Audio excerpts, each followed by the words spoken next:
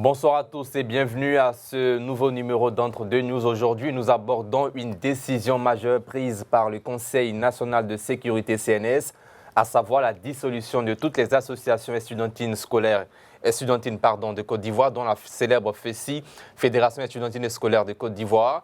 Cette organisation créée en 1990 a longtemps dominé la scène universitaire en Côte d'Ivoire, mais elle est également tristement associée à des violences, meurtres et tortures au sein de l'université ivoirienne. Le CNS a donc jugé nécessaire de mettre fin à ces activités, une décision qui suscite de vives réactions dans la société ivoirienne. Et pour décrypter cette décision et ses implications, nous recevons deux experts, Maître Youssouf Meïté, docteur en droit public, analyste politique et enseignant-chercheur. Bonsoir Maître Meïté. Bonsoir. Merci d'avoir honoré notre invitation. Merci, à vous le merci aussi. Et un second invité, Pulchérik Balé, consultante et figure bien connue des débats sociaux en Côte d'Ivoire. Bonsoir Pulchérik Balé. Bonsoir Sidik. Bonne semaine à vous. Merci à vous. Merci. Pareillement. Ensemble, nous tenterons de répondre à la question de cette dissolution. Était-elle nécessaire ? Et quelles en seront les conséquences pour le milieu universitaire ivoirien? Ce débat télévisé abordera le cadre juridique et les implications de la décision, les conséquences sur le milieu universitaire et les étudiants, et enfin les perspectives d'avenir et solutions alternatives. Tout d'abord, je vous invite à suivre la déclaration finale du Conseil national de sécurité du jeudi 17 octobre dernier, lue par le ministre secrétaire exécutif du CNS, Fidèle Gboroton Sarasoro. On l'écoute. Communiqué du Conseil national de sécurité.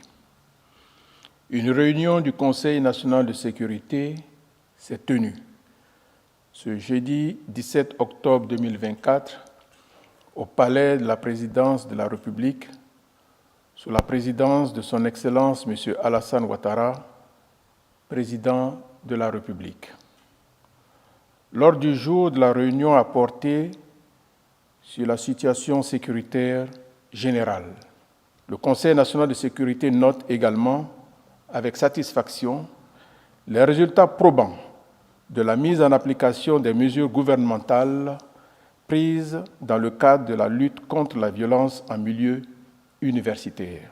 Pour rappel, ces mesures font suite à l'assassinat de 2 étudiants membres de la Fédération estudiantine et scolaire de Côte d'Ivoire, FESI, par des individus identifiés comme étant également membres de cette fédération. Le Conseil national de sécurité a également entendu une communication du ministre en charge de l'enseignement supérieur sur la situation dans les cités universitaires. Le ministre a en outre proposé la dissolution de toutes les associations syndicales estudiantine. Le Conseil national de sécurité a entériné ces propositions. À cet égard, le président de la République a instruit le Premier ministre, chef du gouvernement, à l'effet de prendre les dispositions pour la mise en œuvre de ces mesures. Voilà, de retour en plateau, Maître Meïté. Est-ce que la dissolution de la FESI peut être qualifiée de mesure conforme au droit international des droits de l'homme, notamment en matière de liberté d'association? Avant de répondre à cette question, il faut déjà dire que la décision n'est pas encore définitive, parce qu'il y a une confusion qui est faite. C'est une proposition du ministre de l'Enseignement supérieur, comme ça a été dit tout à l'heure dans le communiqué, qui a été entérinée par le Conseil national de sécurité. La dissolution sera légale, effective et officielle lorsque une décision, un décret sera pris en Conseil des ministres par le président de la République. Donc pour le moment, ce n'est pas encore fait. Donc, en même temps, il faut souligner que les mesures conservatoires qui avaient été prises, notamment l'interdiction des activités des associations, continuent d'être maintenues jusqu'à ce que la dissolution soit prise. Pour répondre à la question que vous m'avez posée, je pense que cette décision intervient même tardivement. La FESI est une organisation, dans n'importe quel pays sérieux au monde, aurait été déjà dissoute depuis très longtemps, démantelée. Mais la décision peut être critiquable par le fait que cette dissolution s'étend à d'autres associations qui n'ont absolument rien à voir avec ce qui s'est passé et qui payent les effets collatéraux des agissements criminels de la FESI. Donc c'est ce qui est critiquable. Sinon, au regard du droit, la loi donne le pouvoir aux autorités publiques, notamment aux chefs d'État, de dissoudre les associations qui portent atteinte à l'ordre public, qui troublent la sécurité et qui exercent leur activité contrairement aux dispositions des lois. Bien. Donc, c'est prévu par l'article 5 de l'ancienne loi sur les associations, l'article 22 de la nouvelle ordonnance du 12 juin 2024 sur les associations. Donc, c'est une mesure qui est prévue par les lois. Donc, il n'y a pas matière à débattre. Bien. Voilà, sur ce point-là. Concernant la FESI. Même si elle n'est pas actée, il y a une chose est sûre, nous sommes bien partis pour la dissolution prochaine de la FESI. Non, mais ça sera une erreur grave que le gouvernement revienne sur cette décision. Mais par contre, nous allons débattre ça tout à l'heure. Concernant les autres associations, c'est une mesure qui peut être qualifiée d'illégale. Bien. Alors, Pucheri Balin, vous êtes une voix critique de la société civile ivoirienne. Quelle est votre réaction à la dissolution de la FESI et toutes les associations syndicales et studentines en Côte d'Ivoire? Est-ce que vous pensez qu'elle était nécessaire ou exagérée, cette décision? Personne ne peut être pour la violence en milieu universitaire, encore moins aller jusqu'à des assassinats. Mais c'est une décision qui est un peu précipitée pour la simple raison que l'instruction étant encore en cours, la culpabilité de la FESI n'est pas encore avérée, même si il y a des témoignages, même si on sait que même entre FESistes, il y a des violences qui existent. Moi, j'ai déjà assisté à un affrontement comme ça entre des FESistes au niveau du CHU de Cocody. Donc, étant donné que l'instruction est en cours, le procès n'a pas encore eu lieu, officiellement, la responsabilité, la culpabilité de la FESI n'est pas encore avérée.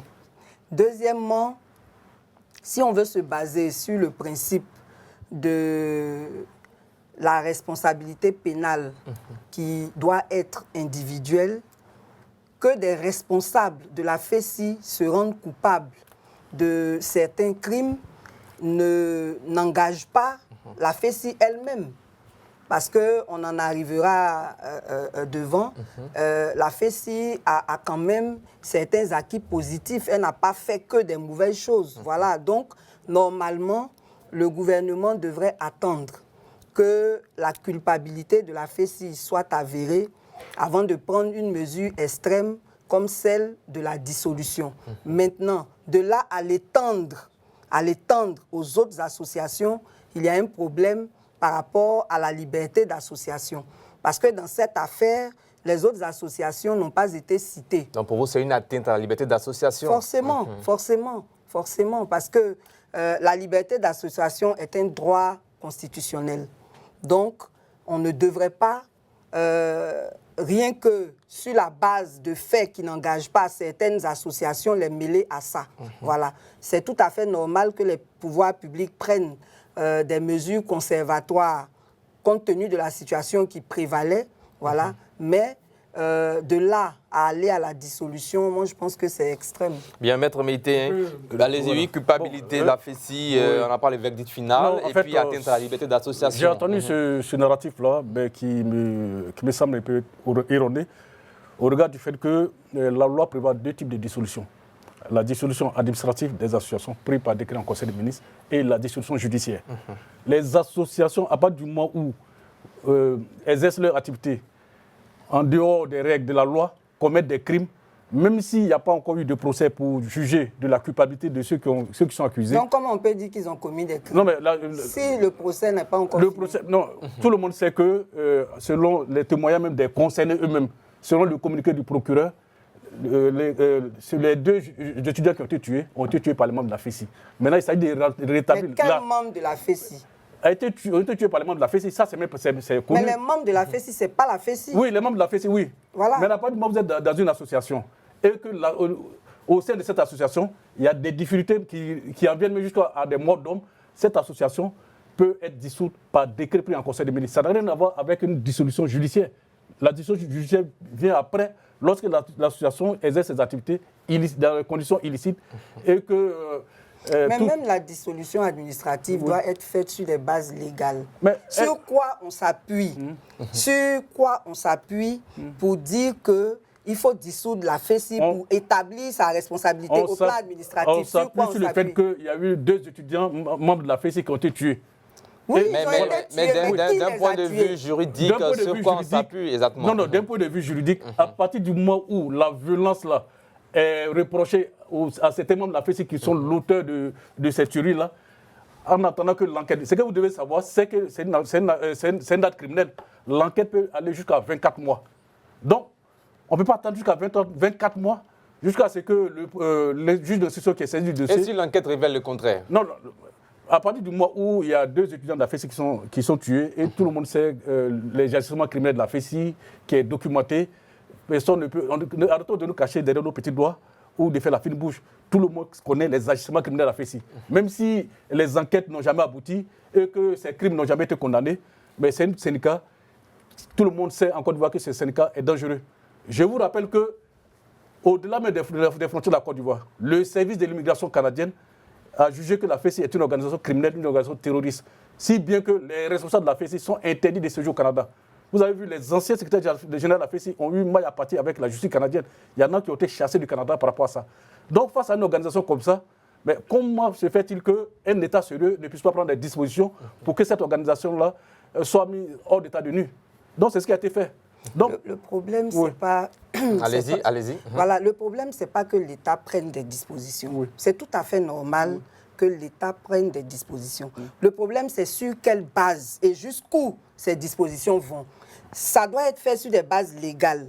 Ce n'est pas moi qui ai écrit le code pénal. Et dans le code pénal, on nous dit que la responsabilité est individuelle. À partir de ce moment, quand des membres de la FESI commettent un crime, et qu'encore cela n'est même pas encore bien avéré, c'est à eux qu'on a affaire, pas à la FESI en tant qu'organisation. Non, mais toute organisation où il y a... Non, je vous ramène au principe qui est inscrit dans le code pénal. C'est de ça qu'on parle. Ça, c'est la première chose. La deuxième chose, quand on prend des dispositions, il faut que cela soit encadré. On nous dit par exemple qu'on propose une dissolution de toutes les associations. Non seulement c'est extrême. Là, vous êtes d'accord. Tant mieux. Mais en plus, ça ne devrait non seulement pas s'étendre, mais on ne limite pas. Non. On ne limite pas. Non, attendez. C'est pendant combien de temps qu'on souhaiterait que toutes les associations du milieu universitaire soient dissoutes? Merci, allez-y, Maître, répondez à sa question. La dissolution de la FESI est une dissolution au regard de ce qui s'est passé, qui est normal du point de vue administratif. C'est une décision administrative qui sanctionne la FESI par rapport aux agissements qui ont eu lieu à son sein. Maintenant, concernant les autres associations qui n'ont aucun rapport avec ces crimes qui ont été commis et qui ne sont pour rien, cette dissolution est exagérée. Il y a une décision qui est disproportionnée par rapport à ça. Sinon, pour le reste, même les associations peuvent être dissoutes par rapport au simple discours. On a vu même partout en Europe, en France, des associations qui sont dissoutes par le ministre de l'Intérieur. Des associations qui sont dissoutes par le président de la République. 34 associations dissoutes par le gouvernement de Macron. Donc, ça existe bel et bien dans tous les pays. Je persiste à dire que dans n'importe quel pays au monde, la FESI, tout le monde sait que la FESI se comporte comme une milice armée, comme une mafia. Ça, c'est documenté. Les rapports, tous les rapports des organisations de défense des droits de l'homme. Même il y a un rapport de 2008 de Human Rights Watch sur la FESI qui démontre vraiment la puissance des soucis de ce mouvement-là. Donc, je pense que cette décision de dissolution concernant la FESI est la bienvenue et bon, je ne pense pas que ça soit illégal. Concernant les autres, ça peut être contesté par voie de recours essayer de pouvoir devant le Conseil d'État parce qu'ils ne sont pas concernés. L'infraction est individuelle, la responsabilité est individuelle. Donc, à partir du moment où ces personnes ne sont pas mêlées à ce qui s'est passé, je ne vois pas l'intérêt ou la raison pour laquelle elle doit être frappée par la dissolution qui frappe la FESI. Merci, Maître Meïté. Plus Gbali, n'est-il pas risqué de prendre une telle décision sans consulter les acteurs universitaires ou syndicaux? Oui, ça c'est clair. C'est clair. C'est pour ça qu'on ne comprend pas pourquoi c'est si précipité. Parce que le milieu universitaire a plusieurs acteurs. Et vous l'avez dit tout à l'heure, il y a des témoignages qui seront pris. Donc, c'est clair que tous ces acteurs-là ont subi une partie de cette violence-là et par rapport à leur connaissance du milieu, devraient être consultés pour trouver des solutions qui soient réellement objectives et qui permettent à tout le monde d'être en paix dans le milieu universitaire. Bien. Donc, ce n'était pas compliqué, à mon avis, de convoquer tous les acteurs du milieu universitaire, y compris les étudiants, pour soumettre le problème et puis trouver des solutions qui soient vraiment acceptables. Bien, Maître Mété, une autre question qu'on se pose. Est-ce que oui, vous allez répondre en même temps à partir de cette question. Oui. Est-ce que cette décision ouvre la porte à des contestations juridiques? Oui, tout est possible. Même la FESI, même que je demande la dissolution et son démantèlement. Dont je demande la dissolution. Voilà, pardon, excusez-moi. Dont je demande la dissolution et le démantèlement peut faire un recours pour essayer de pouvoir pour contester la décision, le décret qui sera publié.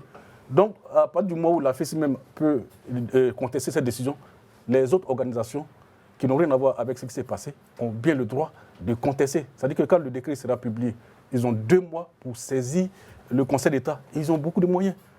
Ils peuvent évoquer... Mais pourquoi ne pas éviter ça? Non, je parle... Oui. Ça, pourquoi même tomber dans ce texte? Parce que la décision n'est pas encore prise. Oui. Et on espère qu'à travers tous les débats que nous sommes en train de faire, la sagesse va habiter le gouvernement pour exclure les autres associations de la décision. Ne serait-ce que ça. Ce qui n'est pas sûr, parce que l'instruction a été donnée au Premier ministre de prendre toutes les mesures pour dissolution. Oui, mais ça, normalement, ça va être présenté en Conseil des ministres. Quelles que soient les dispositions que le Premier ministre va prendre au Conseil des ministres, on a le ministre de la Justice qui devrait être aussi un conseiller du président de la République en matière de droit pour lui dire non, on ne devrait pas mettre les autres associations dans le lot. Bien. Allez-y, continuez. Ça, je suis d'accord. Pour ne pas me répéter, les autres associations ont des moyens de contestation. Maintenant, lorsqu'elle dit qu'on devait forcément consulter les acteurs universitaires, mais la loi donne le pouvoir au président de la République de dissoudre toute association qui contrevient à l'ordre public, à la sécurité, qui agit en dehors des lois, qui commet des violences. Donc, on n'a pas besoin de... Une fois c'est établi, une fois c'est avéré, on n'a pas besoin de consulter qui que ce soit. Non, mais vous savez, dissoudre la FESI ne résout pas forcément le problème. C'est pour cela qu'au-delà, il faut voir au-delà même de la dissolution.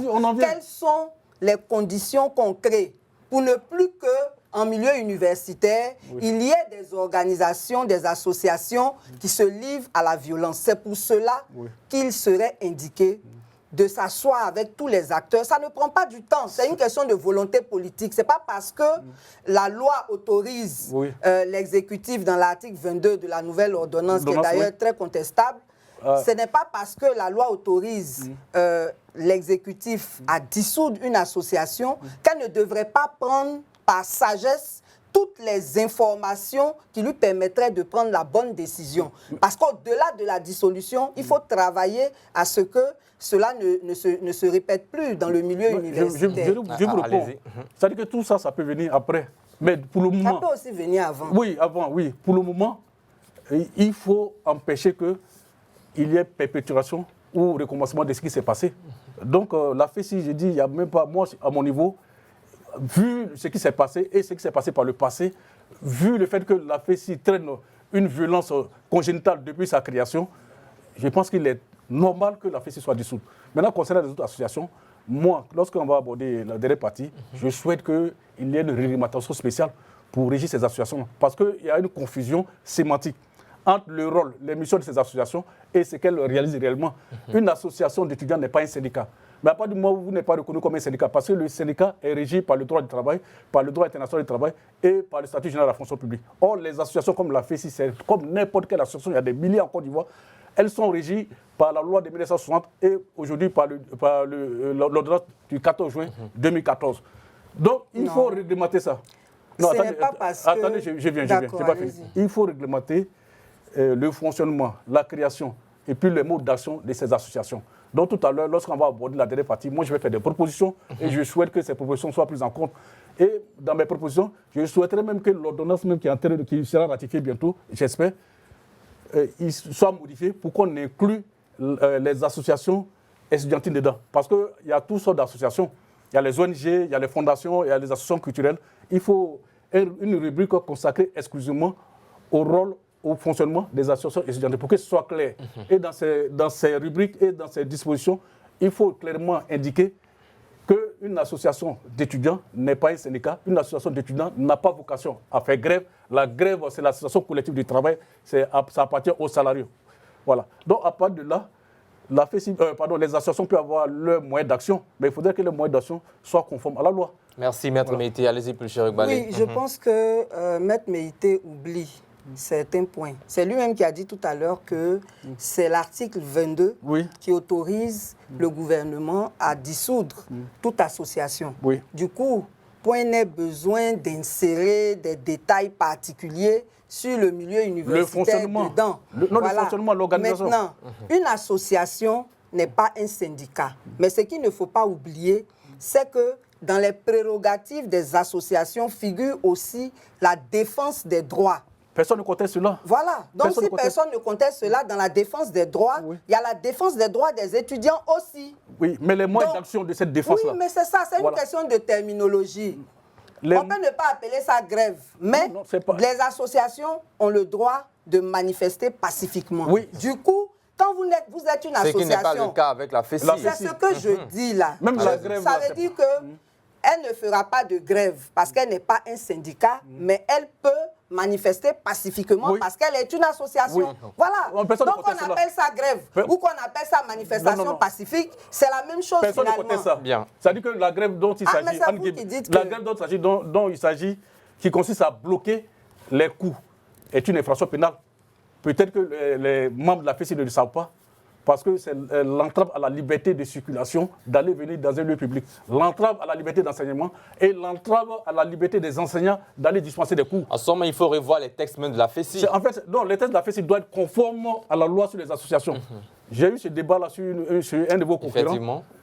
Le jeune homme de la FESI, il me dit, mais est-ce que vous connaissez les textes de la FESI? Comme si les textes de la FESI étaient au-dessus des lois de la République, au-dessus de la Constitution. La FESI... Mais c'est l'administration qui valide les textes. Oui, mais les textes ne peuvent pas être au-dessus des lois. Mais si c'est validé, ça cause un problème. Mais c'est l'administration qui valide les textes. Comme nous, on ne sait pas quel est le contenu. Les textes ne sont pas au-dessus des lois. Ça, c'est clair. Voilà. Mais c'est l'administration qui valide les textes. Donc, s'il revendique ces textes, c'est que ce qui est dedans là, c'est ce que l'administration a validé. Non, l'administration ne peut pas valider. Les législateurs ne peuvent pas valider le fait que des organisations estudiantines empêchent leurs camarades d'aller au cours.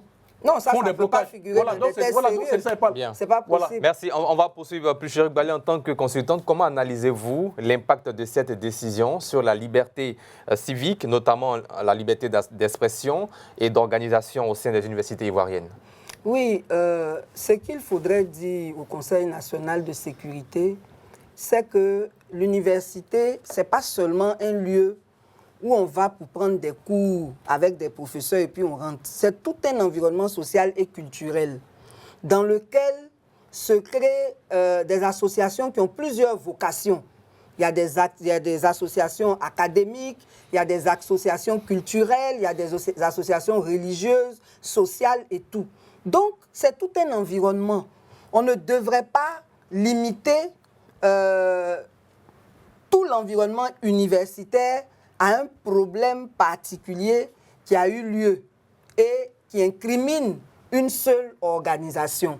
Donc, les impacts seront évidemment négatifs pour le dynamisme même du milieu universitaire, pour toutes les activités qui devraient se mener dans le cadre d'associations. La deuxième chose, c'est que c'est une décision qui va mettre les étudiants dans l'insécurité. Ce que je disais tout à l'heure, moi je n'ai jamais été fessiste, mais il faut reconnaître que la FESI a obtenu beaucoup de choses pour les étudiants. Avant, on ne parlait pas de CROU, on parlait de CENU, Centre national des œuvres universitaires. Et à l'époque, les étudiants avaient constaté que les repas qui étaient offerts au restaurant étaient de très mauvaise qualité et provenaient même parfois de produits avariés. C'est la FESI qui a lutté pour l'amélioration de la qualité de ces repas et pour que le prix aussi de ces repas-là soit stabilisé jusqu'à 200 francs jusqu'aujourd'hui. C'est aussi la FESI qui a lutté pour le prix du bus, parce qu'avant, le bus même était gratuit pour les étudiants. Ce qui fait que leur cas avait une couleur différente même de celle des autres citoyens. C'était gratuit. Quand le président Ouattara est venu en tant que Premier ministre, dans le cadre des ajustements structurels, on a voulu maintenant rendre le transport des étudiants payant. C'est la FESI qui a négocié pour qu'aujourd'hui, on en soit à 3 000 jusqu'aujourd'hui. Récemment, En somme, la FESI a un rôle important à jouer. Il faut qu'on précise. On va aller rapidement pour question de temps. Non, je Allez-y. disais que les étudiants seront dans l'insécurité et je tiens à l'étayer. On n'arrive pas à comprendre. Est-ce qu'elle dit que la FESI fait la sécurité des étudiants? C'est ce que je suis en train d'expliquer. La FESI défend les droits des étudiants. Donc récemment, les coûts des inscriptions à l'université qui étaient à 6 000, nous on a payé 6 000.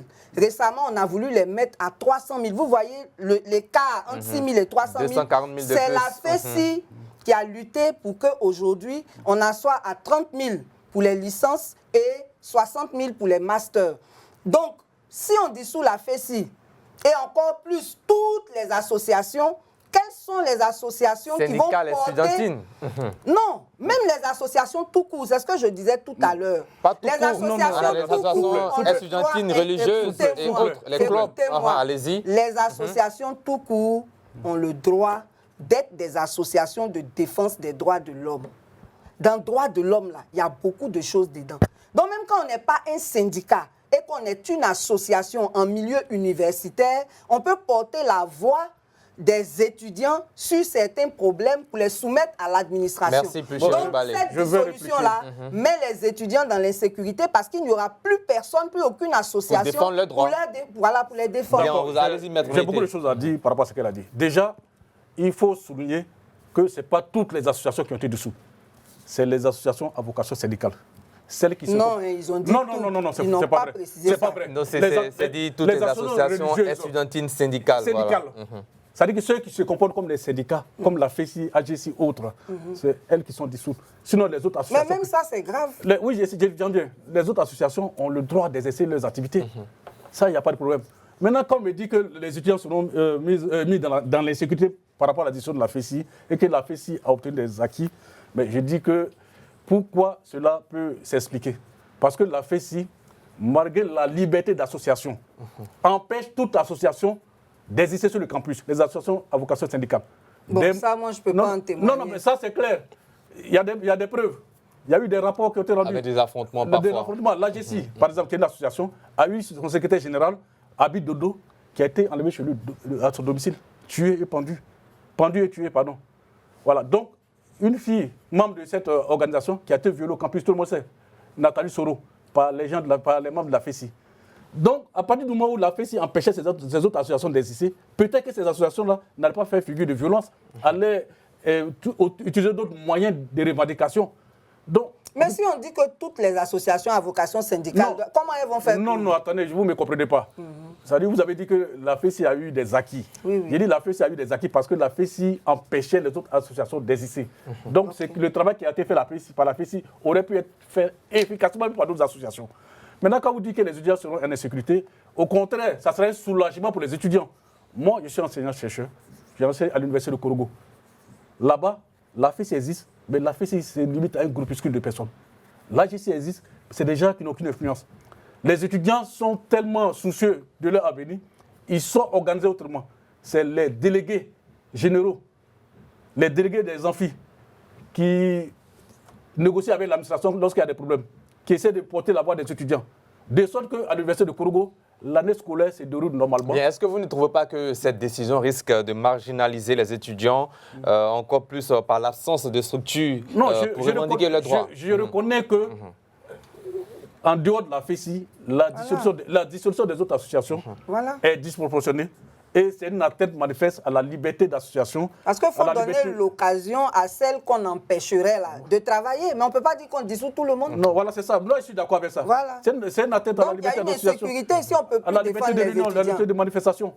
Voilà, donc, quand on dit insécurité, par rapport à la FESI, moi, au contraire, c'est un soulagement. C'est Bien. les autres, je peux me... Non, quand je dis insécurité... Dernière question rapidement pour terminer cette partie avant la pub. Est-ce que cette mesure pourrait être perçue pour vous comme une attaque politique contre certains courants d'opinion, sachant que la FESI est historiquement liée à des acteurs politiques de l'opposition? Oui, même là, il y a un biais dans cette assertion. En tout cas, comme je l'ai dit, ce n'est pas moi qui ai créé la FESI, je n'ai jamais été membre de la FESI. Mais d'après ce que je sais, la FESI n'appartient pas à un courant politique. Parce que quand vous regardez bien, d'abord même les membres fondateurs m'ont dit qu'ils ont créé la FESI en accord avec d'autres associations et aussi le SINARES, mais pas avec un parti politique. Et quand vous regardez l'évolution de tous les leaders de la FESI, ils se retrouvent dans tous les partis politiques. Donc moi, je ne saurais témoigner du fait que ça soit un problème de récupération politique, je n'en sais rien. Bien, alors nous allons marquer une courte pause. On revient juste dans quelques instants pour la suite de cette émission dans laquelle nous parlons bien sûr de la décision du Conseil national de sécurité qui a entériné la dissolution de toutes les associations syndicales et studentines en Côte d'Ivoire. La pub. Bien de retour de la pub, la décision du CNS de dissoudre la FESI ne fait pas l'unanimité et soulève des questions à la fois juridiques et sociales. Passons maintenant à un autre aspect clé de cette affaire, les conséquences pratiques pour le monde universitaire en Côte d'Ivoire également et des étudiants. Maître Meïté, pensez-vous que les autorités ivoiriennes anticipent des manifestations ou des protestations massives dans les jours à venir, notamment dans les grandes universités de Cocody en prenant cette mesure? Honnêtement, je ne crois pas ça, parce que ça a été tellement un choc pour les étudiants eux-mêmes et la décision du gouvernement qui a été très forte. Je pense que les étudiants sont convaincus que les autorités sont cette fois-ci décidées à mettre de l'ordre. Et ça y va mettre de leur intérêt. Donc je ne crois pas que ça puisse provoquer des manifestations et autres choses. Au contraire, lorsque on écoute un peu les uns et les autres, c'est vrai que les avis sont partagés. Beaucoup sont pour cette décision. Maintenant, pour ne pas nous répéter, cette décision devait se limiter qu'à la FESI. Voilà. Donc les autres associations, on devait laisser ces associations-là exercer librement leur activité conformément à la Constitution et aux droits sur les associations. Bien. Voilà. Bichorek Balé, comment cette décision pourrait-elle affecter les rapports entre les associations étudiantines, sinon les étudiants, et l'administration universitaire? Est-ce que nous allons vers un climat de méfiance ou d'apaisement avec cette situation?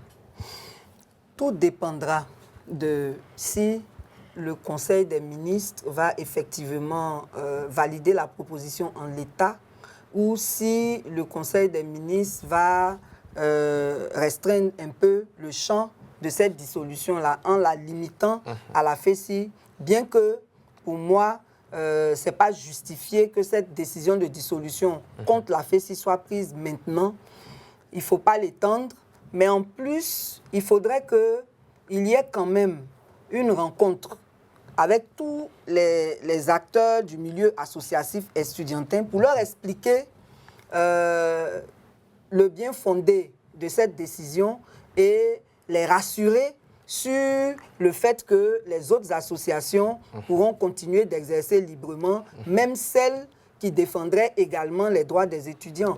Si ces dispositions sont prises, il n'y a pas de raison que les étudiants se soulèvent ou qu'il y ait une méfiance dans les rapports. Est-ce que vous pensez aussi que cette dissolution de la FESI est un message clair du gouvernement ivoirien pour dire qu'il n'y aura plus de tolérance pour les mouvements de contestation dans le pays?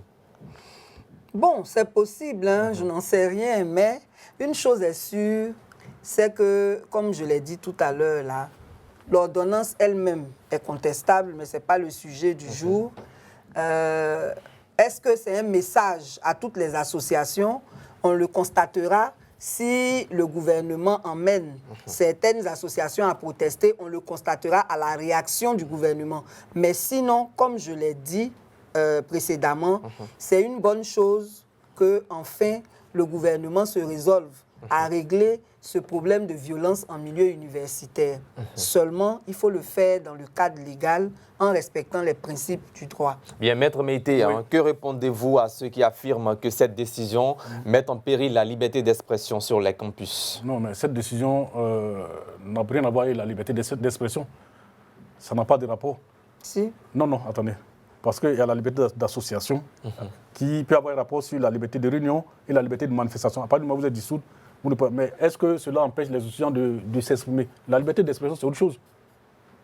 On s'exprime aussi dans le cadre d'association. En étant organisé, en association, surtout. Ce n'est pas individuellement seulement qu'on s'exprime. Une association, dans l'exercice de ses activités, s'exprime. Oui, mais on peut s'exprimer aussi par le canal des délégués. Ce qui existe dans certaines universités et ça fonctionne bien. Dans toutes les universités. Voilà, ça fonctionne bien.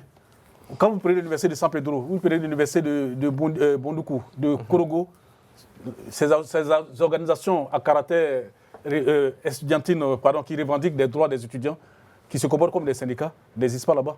Mais est-ce que ça empêche les étudiants de s'exprimer? Est-ce que ça empêche les cours de se dérouler normalement? Est-ce que ça empêche les activités académiques? Je dis non. Donc, je dis que cette décision, il fallait que le gouvernement prenne cette décision-là. Parce que c'était une mort de trop, ce qui s'est passé. Depuis 30 ans, c'est le même schéma. Chaque fois, il y a des morts, il n'y a même pas d'enquête, jamais de sanctions. Cette fois-ci, je suis heureux que 17 membres de la FESI ont été placés sous mandat de dépôt. Il faudrait qu'ils répondent des actes. S'ils sont coupables, ils soient condamnés à la mesure des crimes qui ont été commis. Voilà. Alors, quels moyens existent aujourd'hui pour les étudiants de s'organiser légalement et efficacement après la disparition annoncée des syndicats? Ou s'agit-il là d'une tentative de museler toute forme de contestation? Non, moi je ne pense pas que ça soit une tentative de museler toute forme de contestation. Je dis même que le gouvernement avait décidé d'accompagner la FESI pour que la FESI essaie de changer ses méthodes. Vous avez vu le ministre de l'Enseignement supérieur. Mais la construction du siège, c'était pour que la FESI bénéficie des conditions de sorte qu'elle puisse exercer dans les règles de l'art ses activités. Mais malheureusement, la FESI a la violence cheville au corps, de sorte que cette association est guérissable. Quelles que soient les décisions qui seront prises, quelles que soient les réformes qui seront engagées, la FESI ne pourra pas changer. Voilà. Donc, je répète, je suis pour la dissolution de la FESI, mais le gouvernement doit revoir cette décision-là pour ne pas l'étendre aux autres associations, pour ne pas que ça soit vraiment une atteinte à la liberté d'association, de réunion et de manifestation des étudiants. Bien. Voilà. Puis, Cheikh Balé, on se demande aussi comment éviter que cette dissolution annoncée ne mène pas à un isolement des étudiants dans leurs revendications, alors qu'ils sont nombreux à défendre et à dépendre également des syndicats pour faire entendre leur voix. Oui, ça, on a déjà abordé ce sujet tout à l'heure. C'est vrai qu'il existe des délégués d'amphi, mais il est bien aussi que d'autres associations qui s'occupent spécifiquement des droits des étudiants puissent exercer. Donc, en dehors des campus, c'est ça? Non, même au campus. C'est des associations universitaires, donc c'est dans le cadre universitaire qu'elles exercent et c'est un droit au nom de la liberté d'association et au nom aussi des droits de l'homme. Ce genre d'associations sont essentielles. Voilà. Alors, Maître, parce que le délégué d'amphi, il faut préciser ça, on a tous été étudiants. Son rôle, c'est de parler rien que du cadre académique. C'est pour ça qu'on dit délégué d'amphi. Son rôle là se limite à l'amphi, ce qui se passe dans l'amphi. Est-ce que toutes les conditions sont réunies pour que les cours soient donnés dans de bonnes conditions? C'est là le rôle du délégué d'amphi. Maintenant, en dehors de l'amphi, il y a le restaurant, il y a les cités où on loge, il y a tout le reste qui mérite d'être adressé par des associations en bonne et due forme. Qui souvent même dépassent même les amphis, les cités universitaires, qui partent même au-delà. Oui, même la cherté de la vie. On a vu ce cas avec la FESI qui encaisserait des commerçants non, ça, c'est pas... aux alentours des cités universitaires. C'est une violation également. Non, ça, ce n'est pas de leur droit. Non, ça, c'est pas le rôle d'une association universitaire que d'encaisser les commerçants qui sont dans le milieu ou bien voilà, prélever des impôts. Non, alors, ça, c'est pas leur rôle. Je parle de ce qui touche directement aux étudiants. Bien compris. Lorsqu'on dit que les délégués d'amphi se limitent dans le cadre des amphis, c'est vrai concernant les délégués d'amphi, mais ce qu'on appelle le délégué général. C'est-à-dire qu'en dehors des délégués d'amphi, il y a un système qui a été instauré à l'université de Congo que je connais parfaitement. Et il y a parmi ces délégués-là, une personne qui est nommée, élue déjà, comme délégué général, qui s'occupe de tous les aspects, soit les aspects académiques, et tout ce qui se passe comme dysfonctionnement dans les cités universitaires, dans les restaurants, concernant les bibliothèques, il y a tout ça. Donc, on peut trouver une solution par là.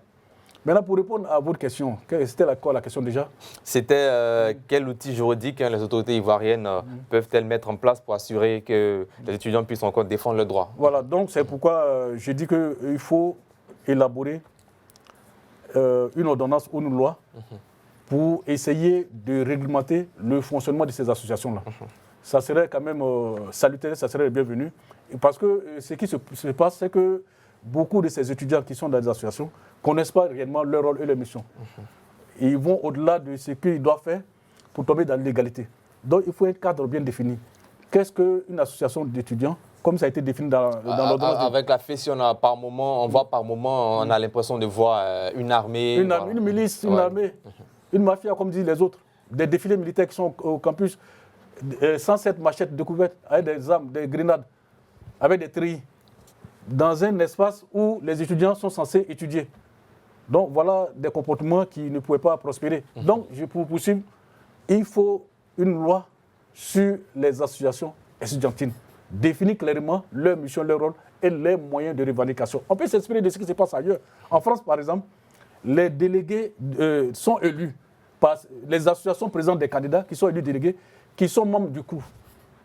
Donc, ils ont un tiers comme membres du CROU et qui prennent des décisions concernant les bourses des étudiants, concernant la restauration, concernant les aides apportées aux étudiants. Donc, ils participent même à la vie, à la prise des décisions qui s'imposent aux étudiants. Merci, Maître Mété. Voilà. Pécheric Balé, est-ce que cette décision peut-elle véritablement résoudre les problèmes de violence dans les universités où il s'agit pour vous d'un coup d'épée dans l'eau?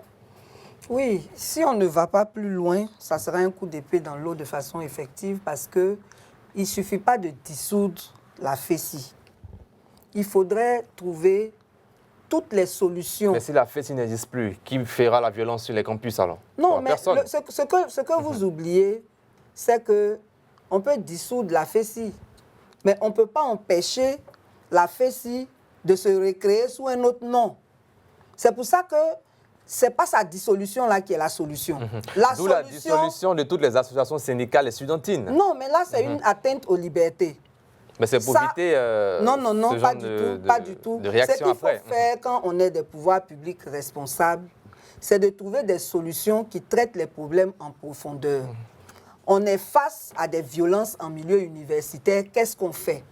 On réunit les acteurs du milieu universitaire parce qu'ils sont tous témoins de ce qui se passe et ils ont certainement, par rapport à leur connaissance du milieu, des solutions qui pourraient être durables.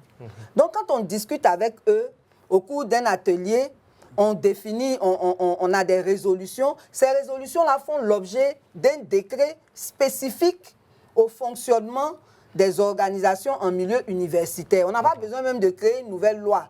Parce que ces associations-là sont des associations, elles sont toutes sous la loi qui concerne les associations. On crée un décret spécifique pour eux, mais après avoir concerté les acteurs du milieu, c'est sûr que là, on trouvera toutes les solutions qu'il faut pour éradiquer cette violence-là, que la FESI se transforme en une autre association ou pas, on aura assaini le milieu. Bien. Vous voyez? Alors, maintenant, la deuxième chose qu'il faut faire, on parce va aller que plus rapidement, s'il vous on plaît. accuse beaucoup la FESI, mais il faut aussi voir dans l'administration tous ceux qui ont été à la base de cette emprise de la FESI sur le milieu universitaire. On va dire monter en puissance de la FESI. Voilà. Par exemple, on nous dit que la FESI gérerait des chambres. Bon, qui a donné ces chambres-là à la FESI? Comment se fait-il que la FESI peut avoir certains pouvoirs si ce n'est avec la complicité de certains membres de l'administration? Il faut donc auditer le CROU. Absolument, absolument. Et puis, sanctionner tous ceux qui, à ce niveau-là, ont coopéré dans tout ce qui s'est passé. Merci. Ismaël Traoré est allé à la rencontre de la communauté estudiantine et la population en général. Voici ce qu'elle pense de la dissolution de toutes les associations syndicales estudiantines. On regarde. Le Conseil national de sécurité de Côte d'Ivoire a entérimé la décision de dissoudre toutes les associations syndicales étudiantes du pays. Cette mesure fait suite à l'assassinat de 2 étudiants, membres de la Fédération estudiantine et scolaire de Côte d'Ivoire, par des individus également affiliés à cette organisation. Les avis divergent au sein de la communauté estudiantine. Je pense que d'abord, il faut voir le contexte. Il faut savoir que là où il y a l'idée d'association, il y a aussi des idées.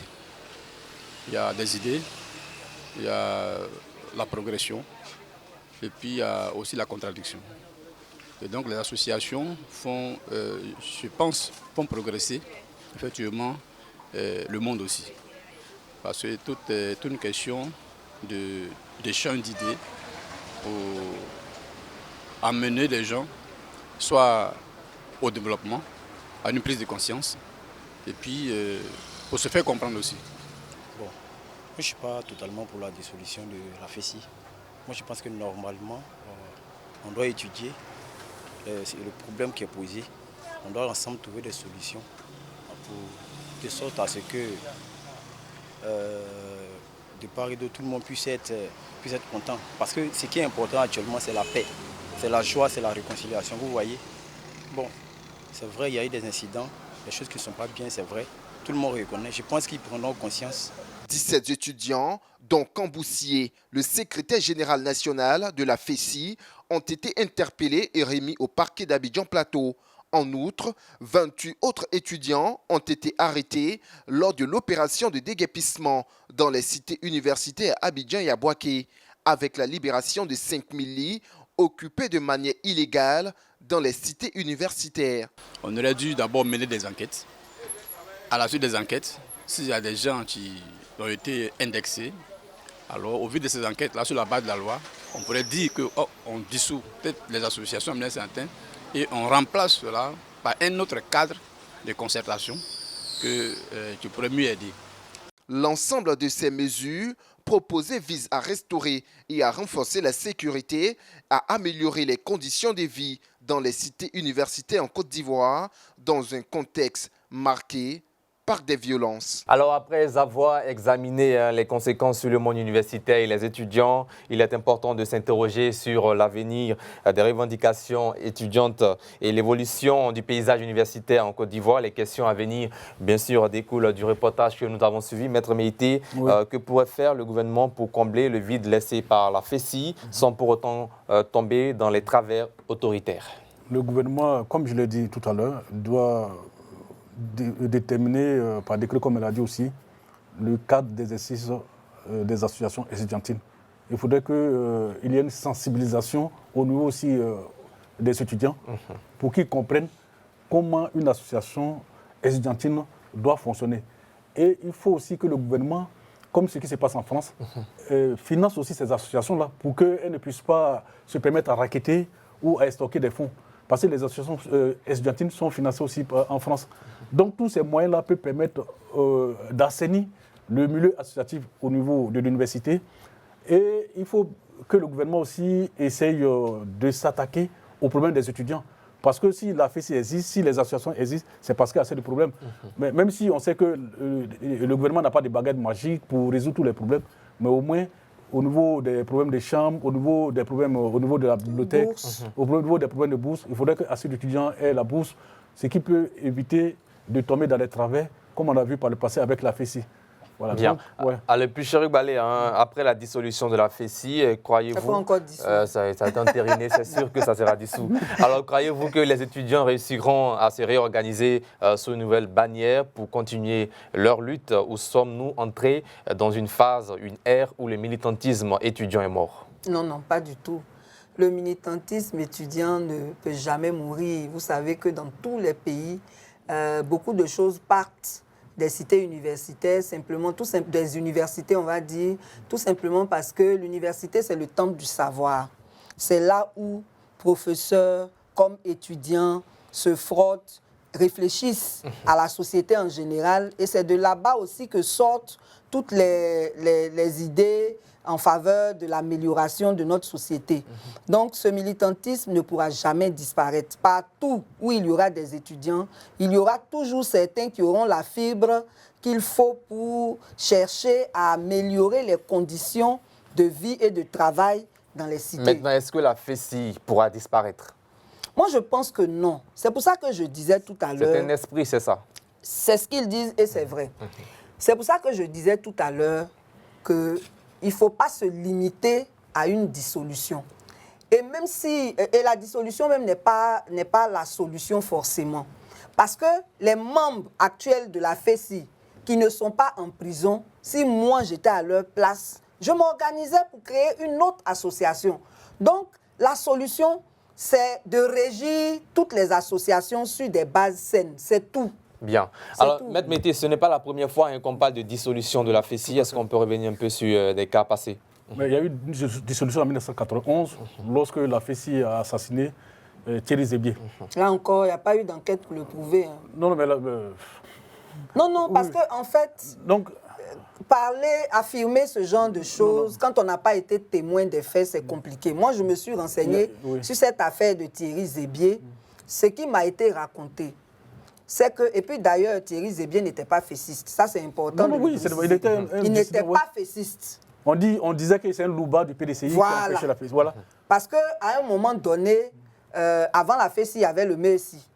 Et à un moment donné, le MESI se comportait beaucoup plus comme un appendice du PDCI sur le campus plutôt qu'une association d'élèves et d'étudiants. Et ce Zébier-là, il avait 2 chambres dans le bâtiment des filles à Mermoz, ce qui n'est pas normal déjà. Et il commettait des abus. Donc, les étudiants se sont soulevés contre lui. Il paraît que c'est quelqu'un, il te voit avec ta copine devant toi, il te dit, je lui donne rendez-vous ce soir, il faut qu'elle soit là, si elle n'est pas là, bon. Est-ce que vous avez des preuves de ça aussi? Donc, le jour où Thierry Zébier a été assassiné, il y a eu une révolte populaire des étudiants. Un meeting organisé par la FESI. D'après les témoignages, quand Thierry Zébier a été extrait de là où il est allé se cacher, c'est des personnes encagoulées qui l'ont éliminé devant la foule. Maintenant, qui se cachait derrière ces personnes encagoulées là? C'est ça qu'il faut élucider avant d'accuser la FESI. Ensuite, en 91, après 91, il y a Henri Konan Bédié, qui, après des grèves massives et tout, qui a l'ancien président, qui a réhabilité la FESI, qui a permis la levée de l'interdiction de la FESI. Ça, c'est dans les années 97. Maintenant, après, lorsque le régime actuel s'est installé, la FESI n'a pas été dissoute, mais les activités des associations avaient été suspendues un moment. Donc, la FESI a eu des moyens d'exister, principalement à Abidjan. Sinon, au nord, à Bouaké, c'est plutôt l'AGESI. À Kourgo, c'était l'AGESI. Et dans les autres universités à l'intérieur du pays. Dans la CECI aussi. La CECI, oui. On n'arrive toujours pas à comprendre. On se disait qu'avec l'arrivée du président Ouattara en 2010-2011, que la FESI n'allait plus exister. Oui, en fait, c'est ce que tout le monde a pensé. Mais je pense qu'au moment où le président Ouattara venait, avec ceux qui travaillaient, c'était des anciens responsables de la FESI. Par exemple, Soro Guillaume, qui était son premier ministre, c'est un ancien responsable de la FESI. Peut-être que ça joue aussi. Et puis, on se dit aussi qu'ils ont cherché à donner une nouvelle chance à la FESI en abordant le problème autrement. D'où la visite du ministre de l'Enseignement supérieur, la caution du siège, l'argent qu'il donne à la FESI et tout. Tout ça, c'est pour canaliser leur violence, de sorte qu'ils puissent exercer leurs activités dans le respect des lois. Mais malheureusement, ça n'a pas suffi. Et moi, je suis convaincu que la FESI ne peut jamais se réformer, la FESI ne peut jamais changer. Donc, finalement, il n'y a pas d'autre solution que la dissolution. Il faudrait que le gouvernement, c'est-à-dire que l'État, après le décret qui sera pris, soit ferme sur ça. Voilà, pour que, définitivement, la FESI soit débarrassée, c'est-à-dire mise hors d'état de nuire. Parce que cette association a fait tant de mal aux étudiants et à la Côte d'Ivoire. Bien, il y a une question qu'on se pose. Pourquoi pas la justice ivoirienne qui annonce la dissolution de la FESI, mais le gouvernement? Je vous ai dit tout à l'heure, il y a deux dissolutions possibles. La dissolution administrative, lorsque l'association ou toute association porte atteinte à la sécurité et à l'ordre public, commet des actes criminels, comme ce qui s'est passé. Maintenant, il y a la dissolution judiciaire, lorsque l'association est fondée sur une base illicite, illégale, contraire aux mœurs. Là, le procureur, tout intéressé, peut saisir le tribunal pour demander la dissolution de l'association, ou le procureur lui-même peut engager la dissolution de l'association en saisissant, en référé même le tribunal. Et avant même que l'association ne soit dissoute, avant même l'épuisement de toutes les voies de recours, le procureur peut demander à la fermeture des bureaux de ces associations-là l'interdiction d'organiser des réunions et des manifestations en attendant que toutes les voies de recours aboutissent. Donc, il y a deux types de solutions qui sont un peu différentes. Bien, vous voulez rebondir sur cette question, allez-y. Non, juste pour relever que la dissolution administrative est très dangereuse. Elle est dangereuse parce que dans un État comme le nôtre, où on a du mal à respecter les droits des citoyens, ce qu'on fait, c'est qu'on se permet d'arrêter les gens sans avoir de preuves. Donc, la présomption d'innocence n'a pas sa place. Et on a beaucoup subi ça. Moi-même, j'ai subi ça. Ensuite, que le gouvernement décide de dissoudre une association, il aurait fallu, à mon avis, que la responsabilité de l'association elle-même soit clairement engagé. Ce qui est engagé aujourd'hui, c'est la responsabilité de certains responsables de la FESI et l'instruction est en cours. Du coup, comment peut-on décider de porter atteinte à cette association-là en allant détruire son siège, ça c'est du vandalisme d'État, en allant demander sa dissolution pure et simple. Comme je disais tout à l'heure, c'est pas ça la solution. Non, c'est tout à fait normal. Et il y a des abus. Quand on permet à l'administration de faire certaines choses, il y a des abus. Cette disposition-là a toujours été décriée par les organisations de la société civile. Et c'est elle encore qui a été réintroduite dans l'ordonnance qui est actuellement en vigueur. Bien. Merci, M. Egouaï. Alors, merci. La disposition administrative serait un abus sur un tel... La dissolution administrative, et on assiste également, existe dans pratiquement tous les pays. Avec même la destruction du siège de la Ça existe, mais comment c'est appliqué en Côte d'Ivoire? C'est de ça on parle. Est-ce que l'État ivoirien, le ministère de l'Enseignement supérieur, a le droit de détruire le siège de la FESI? Ça répond à quoi? L'État ivoirien, concernant la décision du siège de la FESI, déjà, par quelle base ce siège a été construit? Sur quelle base? Est-ce que la FESI détient un titre foncier concernant... C'est le domaine privé de l'État.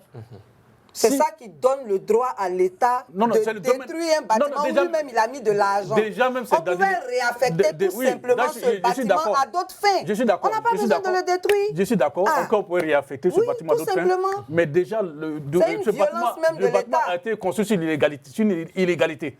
Parce que ce n'est pas la FESI qui devait construire un bâtiment là-bas, c'est un domaine privé de l'État qui n'appartient pas à la FESI. Non, ce n'est pas sur une illégalité. C'est une illégalité, c'est pas illégal. Par rapport à quoi le ministre de l'Enseignement supérieur est venu vérifier l'avancement des travaux si c'était illégal? Donc il a encouragé cette illégalité. Alors, ils ont validé, ce n'est pas une illégalité. Non, c'est une illégalité. Ça simple présente apporte du crédit à l'action. Par rapport au fait que la FESI est une association privée, qui n'a pas le droit de construire un siège sur un domaine privé qui appartient à l'État. Elle a obtenu ce droit, sinon elle n'aurait pas construit. Et c'est parce que ce n'est pas illégal que le ministre est venu vérifier l'avancement des travaux, jusqu'à contribuer. Oui, alors, donc il a cautionné l'illégalité. Maintenant, on met fin à l'illégalité, on doit passer plainte. Bien. On met fin en détruisant. Oui, on met fin à l'illégalité. En détruisant. Mais ça, c'est une violence de l'État qui n'était pas nécessaire. Non, c'est pas sérieux. On met fin à l'illégalité. C'est ce que dit la Constitution ou la législation ivoirienne? C'est leurs émotions. Non, c'est pas une émotion. C'est pas une affaire de constitution. Parce qu'un bâtiment qui pouvait servir à d'autres fins, dans un cadre où les étudiants se plaignent de ne pas avoir assez de chambres, de ne pas avoir assez d'amphis, mais c'est pas responsable. Non, je suis d'accord qu'un bâtiment, ça peut servir à autre chose. Mais un bâtiment qui est construit illégalement peut être détruit. C'est pas construit illégalement. Ils ne se sont pas cachés pour construire. Voilà, ça montait là, juste un ministre est venu visiter, il faut laisser ça. Non, s'ils ont encouragé l'illégalité, c'est pas illégal. Donc ils peuvent mettre en cette illégalité. On se demande, dans un espace qui n'est pas de la FESI, est venu construire, et puis... Voilà, c'est ça. Donc c'est le problème. Il y a un véritable problème au sein de notre université. Il y a un véritable problème, même concernant les chambres.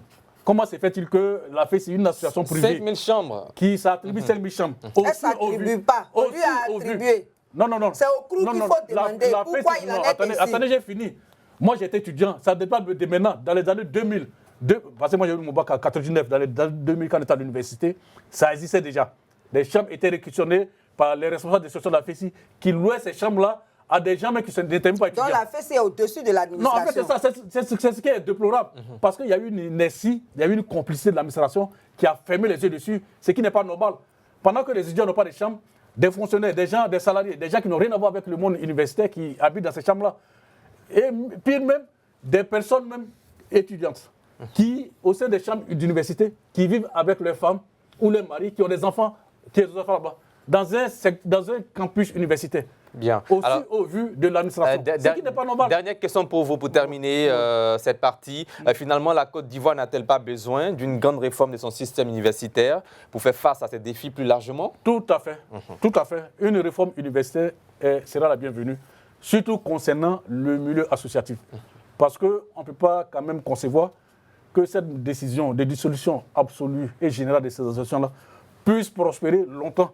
Parce que la liberté d'association, la liberté de réunion et de manifestation sont garanties par l'article 20 de la Constitution. Donc, tôt ou tard, on ne peut pas... il va falloir que le gouvernement revienne sur cette décision pour essayer de faire une réforme, autoriser la création des associations sous d'autres formes.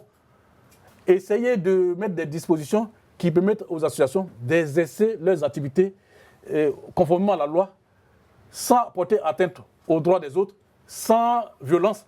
C'est ce qui est demandé. Donc, il faut forcément une réforme, il faut forcément un décret ou une ordonnance pour encadrer le milieu associatif et étudiantin. Bien, Pécheric Balé, quelle leçon la dissolution de la FESI, dissolution annoncée si vous le voulez, doit-elle apporter aux autres syndicats du pays, en particulier ceux qui sont impliqués, bien sûr, dans les activités militantes?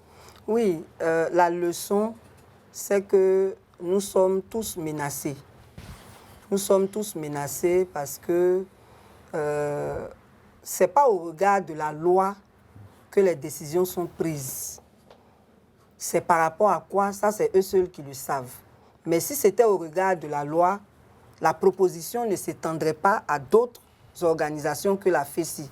Si c'était au regard de la loi, même la FESI elle-même ne serait pas dissoute, mais on aurait convoqué un conclave avec les acteurs du milieu universitaire pour trouver ensemble des solutions durables qui mettraient fin aux violences. Et ça, j'insiste dessus parce que actuellement où nous sommes en train de parler, il y a un séminaire qui se tient à Bassam sur la fameuse ordonnance que nous autres contestons. On va vous donner 30 secondes pour terminer. Voilà, tenez-vous bien, ce séminaire-là regroupe des organisations de la société civile qui ont été sélectionnées sur la base que eux seuls ils savent, mais nous, on n'a pas été invités.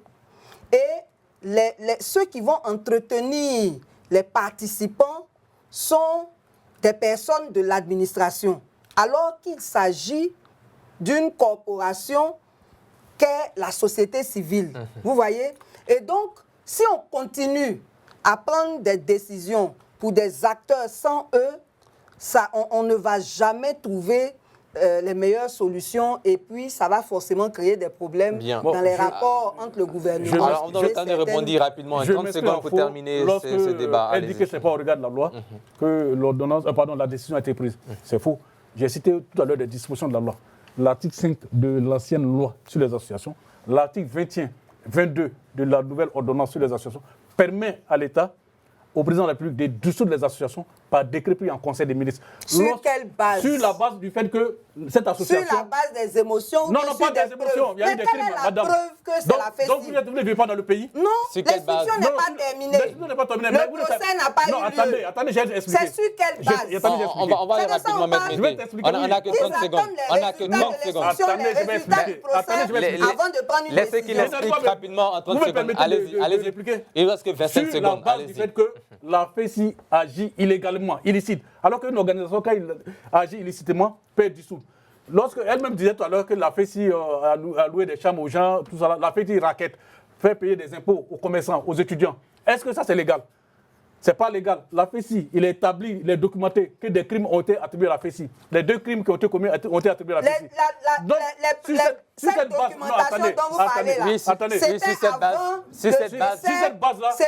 le décès qui a suscité la décision. Allez droit de le faire. On ne peut pas laisser prospérer des criminels, des délinquants. Merci. Donc, la Côte d'Ivoire, c'est-à-dire que l'État de Côte d'Ivoire avait le droit de dissoudre la FESI. Merci. Alors, merci Pécheric Balé. Nous allons maintenant faire place au carton rouge, question des temps.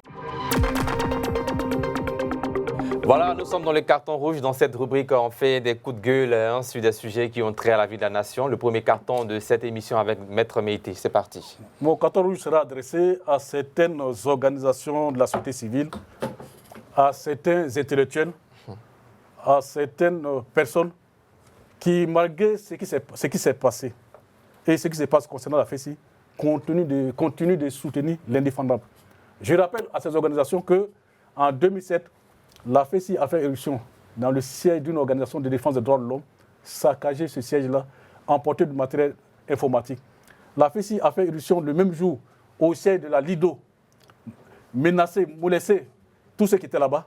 La même FESI a fait éruption au palais de justice du plateau pendant une cérémonie de prestation de serment de magistrats, a tabassé des magistrats, a molesté tout le personnel. La FESI a empêché le président de la République actuelle, là, le 14 octobre 2010, de mettre ses pieds au campus, soit disant que le président candidat à ce moment devait tenir un meeting sans informer préalablement le bureau national de la FECI.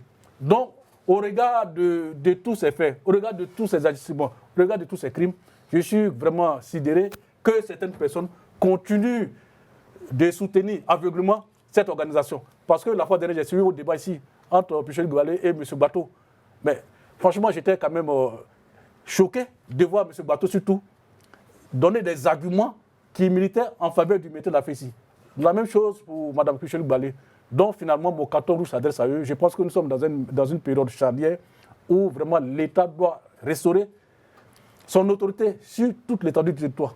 Aucun centimètre carré ne doit échapper à l'autorité de l'État. Donc cette décision est la bienvenue. Merci, Maître Mété. Alors, réaction rapidement, Oui, Pichel Goualé, quelques secondes, sûr. 30 secondes seulement. Non, pas 30 secondes. Lui, il a pris 30 non, secondes. pour question de temps. Non, avant votre carton rouge, vous avez 30 secondes pour répondre. Allez à l'essentiel. OK. Donc, moi, je pense que c'est nous qui sommes choqués par le fait que quelqu'un qui se prétend être un spécialiste du droit ne puisse pas comprendre que nous sommes en train, nous, de parler de ce qui devait être dans un état de droit. Nous ne cautionnons pas la violence, mais nous disons qu'avant de sévir, il faut avoir les preuves de ce pourquoi on veut sévir. Dans le cas d'espèce, l'instruction est en cours, donc il n'y a même pas encore eu de procès. Et sur quelle base, parce que des responsables de la FECI seraient incriminés par rapport à des faits, on puisse s'en prendre à la FECI elle-même. C'est de ça que nous parlons. Voilà. Bien. Et donc, ce n'est pas difficile à comprendre. Merci. Pour question de temps, on Non, ne ça pourra se passe pas comme ça. Une chose est sûre, c'est que le chiffre du jour est en rapport avec également ce sujet. Alors, Pichel Goualé, rapidement, votre carton rouge. OK. Mon carton rouge s'adresse au gouvernement, qui était fier, à travers son porte-parole, de nous annoncer qu'il y a des Miss qui vont venir ici, aux frais de l'État, pour faire je ne sais quoi, alors que nous sommes dans un contexte extrême de cherté de la vie. Nous demandons que des institutions budgétivores soient supprimées. Nous demandons que l'État réduise son train de vie. Les enseignants et le personnel de la santé réclament des primes qu'on ne veut pas leur donner. Et puis on prend l'argent du contribuable, notre argent, pour ce genre d'activité ludique. Franchement, c'est choquant. Et c'est un manque de respect pour les Ivoiriens. Merci, Pichel Goualé. Maître Mété, réaction aussi, 30 secondes. Oui, sur ce carton rouge. Sur ce carton rouge. Oui. Bon, je ne connais pas les tenants et les aboutissants, donc elle annonce une information que je ne maîtrise pas. Vous ne suivez pas l'actualité? Non, cette actualité-là, je n'ai pas suivi particulièrement. Bien. Alors nous allons maintenant faire place à la dernière rubrique de cette émission, le chiffre du jour.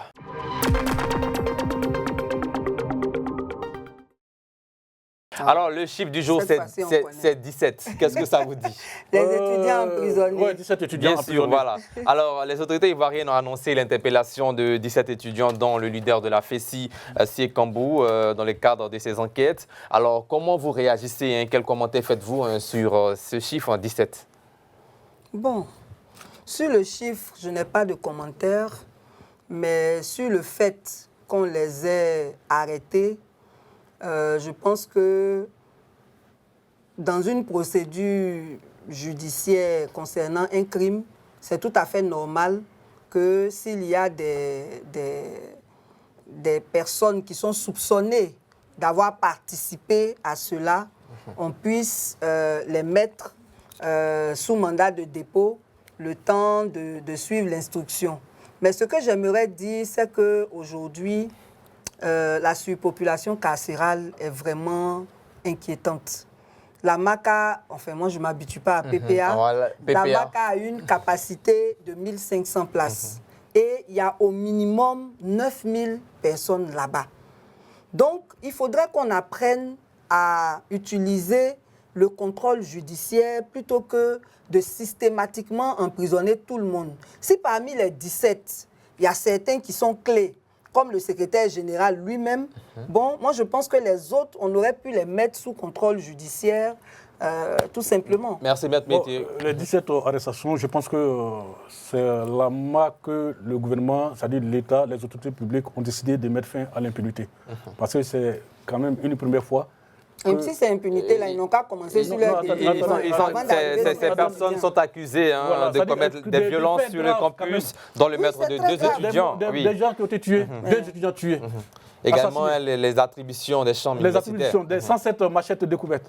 Mais comment un gouvernement sérieux ne puisse pas prendre des décisions? Donc, c'est dans la procédure pénale, lorsqu'il y a ce genre de situation, avant même que l'instruction ne se termine, les auteurs présumés sont placés sous mandat de dépôt. Mais il faut aussi sanctionner le CROU. Non, le CROU peut être sanctionné. Si le CROU est responsable. C'est normal que le CROU soit sanctionné. Voilà, donc c'est normal que ces personnes-là soient mises sous mandat de dépôt parce que ça a été écrit. Mais je réponds tout à l'heure, elle dit oui que... 15 secondes. Voilà, moi je suis un défenseur des libertés publiques, que je ne peux pas comprendre que elle soutient que les syndicats puissent exister malgré tout ce qui s'est passé. Je dis simplement que moi je ne fais que dire ce que la loi prévoit.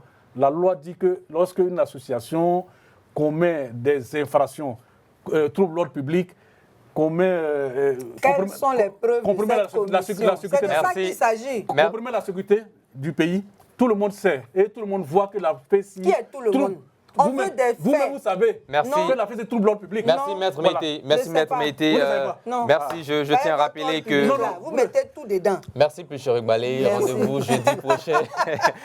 Merci à vous, Maître Mété. Je rappelle que vous êtes docteur en droit public, analyste politique et enseignant-chercheur. Oui, tout à fait. Merci d'avoir honoré encore une fois de plus notre invitation. Et on aura l'occasion de vous inviter face à Guillaume Bateau pour notre débat. C'est très intéressant. Parce que la fois de l'heure, j'étais là, j'ai dit, mais attends, il a reconnu sa veste ou quoi? Alors, il avait quelle veste? Ce débat a permis de mettre en lumière les multiples enjeux de cette dissolution et appartiendra à chacun d'en tirer les leçons pour l'avenir de notre jeunesse et notre système universitaire.